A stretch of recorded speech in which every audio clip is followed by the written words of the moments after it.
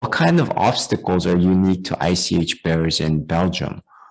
In contrast, what are some of the most pressing issues that ICH bearers are facing on a worldwide level? Okay, in the Belgian context, maybe quite similar as one of the previous questions we've been discussing. I do think we share a lot of the challenges with many other westernized developed societies.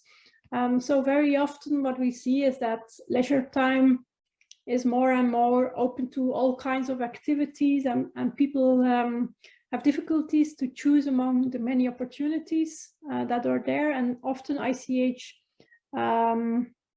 is one of the many issues that feels the effects of this whole tendency.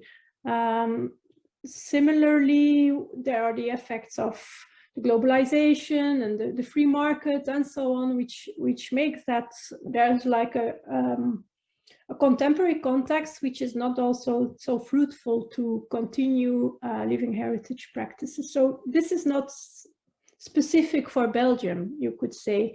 We just made an analysis of the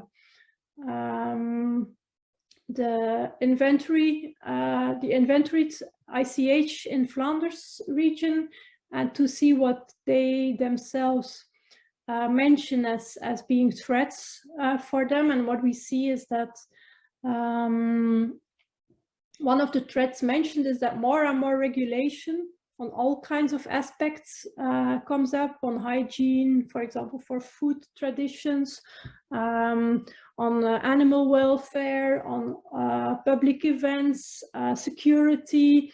So all kinds of regulations come up, and things that often for many hundreds or many decades of years that could just be organized and take place, or nowadays a challenge to keep them organized with a group of volunteers very often, or associations, and that often the bearers and practitioners are really wondering how much more administration they can cover, because actually the whole pleasure and the sense of ICH is getting lost in the paperwork that needs to be done.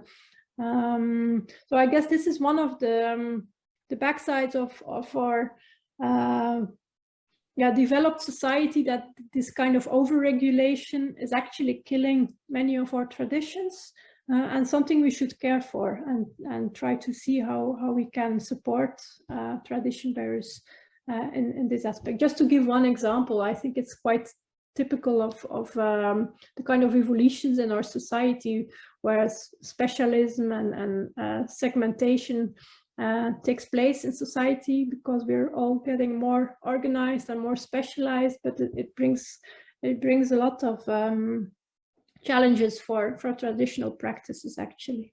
For example, on the UNESCO list, there's this tradition of the Houten market, where animals are being traded in a traditional way, and it's like an immense popular festivity with a market, and people are trading the animals, and but nowadays it becomes difficult to have all the paperwork around having the animals there, just already that, and then having the food stalls, because many people come together and eat, but also in a context where also animals are walking around. And then you have the whole crowd management aspects, and public events get more and more strictly organized. So what you see is that in 10 years time, there has been set up an overwhelming amount of paperwork in comparison to how it was before. Yeah.